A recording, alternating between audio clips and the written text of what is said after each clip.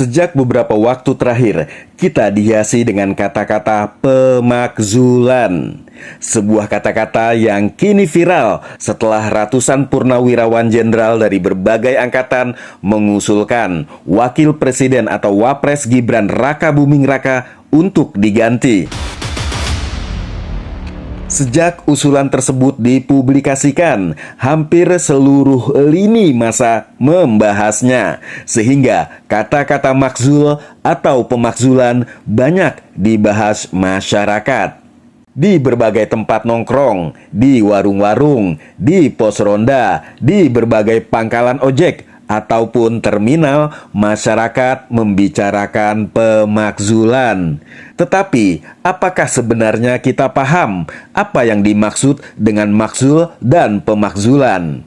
Bagi kita yang merupakan kalangan terpelajar, mungkin paham arti kata makzul atau pemakzulan.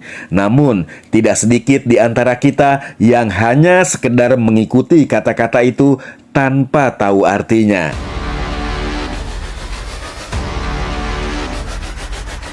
Pemakzulan berasal dari kata makzul.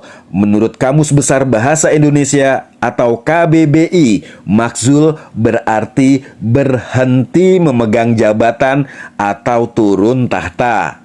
Sementara pemakzulan berarti adalah sebuah proses, cara, atau perbuatan memakzulkan. Masih merujuk KBBI, memakzulkan ialah menurunkan dari tahta atau memberhentikan dari jabatan. Dengan demikian, pemakzulan terhadap wakil presiden dapat diartikan sebagai proses memberhentikan dari jabatannya. Pemakzulan berarti proses pemberhentian seorang pejabat publik, khususnya presiden atau wakil presiden, dari jabatannya sebelum masa jabatan mereka berakhir. Pemakzulan ini biasanya dilakukan karena pelanggaran hukum atau pelanggaran etika yang serius. Secara etimologis, pemakzulan berasal dari bahasa Arab yang berarti diturunkan dari jabatan atau impeachment dalam konteks konstitusi negara-negara barat. Pemakzulan adalah mekanisme yang diatur dalam konstitusi untuk memastikan bahwa pejabat publik dapat dimintai pertanggungjawaban atas tindakannya dan tidak menyalahgunakan wewenang. Di Indonesia, pemakzulan presiden atau wakil presiden diatur dalam pasal 7A Undang-Undang Dasar 1945. Pemakzulan ini dapat dilakukan oleh Majelis Permusyawaratan Rakyat atau MPR atas usul Dewan Perwakilan Rakyat atau DPR jika terbukti melakukan pelanggaran hukum seperti pengkhianatan terhadap negara, korupsi, atau tindak pidana berat lainnya.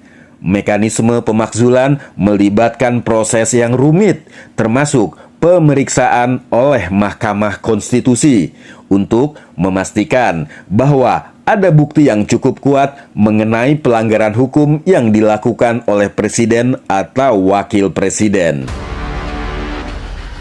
Sebelum perubahan Undang-Undang Dasar 1945, tidak ada pasal konstitusi yang mengatur hal pemakzulan wakil presiden dan bagaimana cara pemakzulan presiden dan atau wakil presiden. Pasal 8, yaitu redaksi lama dalam Undang-Undang Dasar 1945 hanya menetapkan jika presiden mangkat, berhenti, atau tidak dapat melakukan kewajibannya dalam masa jabatannya, ia diganti oleh wakil presiden sampai habis waktunya. Dikala sebelum perubahan Undang-Undang Dasar 1945, MPR telah memakzulkan dua Presiden Republik Indonesia, yaitu Insinyur Soekarno dan Kiai Haji Abdurrahman Wahid. Sedangkan mekanisme pemakzulan perlu melewati tahapan yang panjang dan akan melibatkan banyak pihak. Proses pemakzulan sesuai dengan ketentuan undang-undang meliputi Usul pemberhentian presiden dan atau wakil presiden bisa diajukan oleh DPR kepada MPR dengan terlebih dahulu mengajukan permintaan kepada Mahkamah Konstitusi atau MK untuk memeriksa, mengadili, dan memutuskan pendapat DPR bahwa presiden dan wakil presiden sudah melakukan pelanggaran hukum. Pengajuan permintaan DPR ke MK hanya bisa dilakukan dengan dukungan sekurang-kurangnya 2/3 dari jumlah anggota DPR yang hadir dalam sidang paripurna. MK wajib memeriksa, mengadili, dan memutus dengan seadil-adilnya pendapat DPR tersebut paling lama 90 hari setelah permintaan DPR itu diterima oleh MK. Apabila MK memutuskan bahwa presiden dan atau wakil presiden terbukti melakukan pelanggaran hukum, maka DPR menyelenggarakan sidang paripurna untuk meneruskan usulan pemberhentian presiden dan atau wakil presiden ke MPR. MPR wajib menyelenggarakan sidang untuk memutuskan usul DPR itu paling lambat 30 hari sejak MPR menerima usul dari DPR.